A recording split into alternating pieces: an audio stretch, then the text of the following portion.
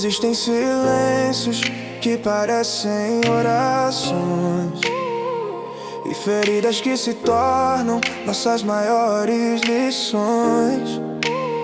Você achou que o inverno nunca ia acabar, que o peso no peito ia te fazer parar. Mas escute o compasso do seu coração, ele ainda bate, isso é uma convocação. Não é sorte, é destino. Não é queda, é o ensino. Tira o peso, solta o ar. O céu inteiro se levantou pra te ver brilhar. Luz, luz, luz, deixa o sol entrar. Tem uma vida nova pronta pra te abraçar. Canta, canta, o medo se perdeu. O universo sabe que o seu tempo nasceu. O que era cinza agora é cor. O que era medo agora é amor.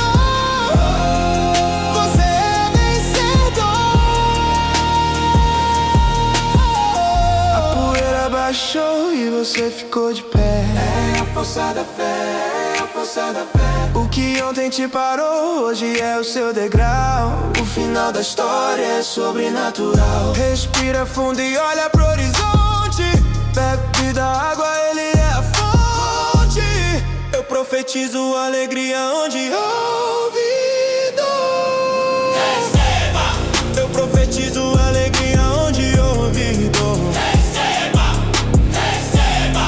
Eu profetizo esperança no seu interior. Receba! O deserto floresceu, o gigante já caiu. O caminho se abriu, o caminho se abriu. Luz, luz, luz, no amanhã chegou.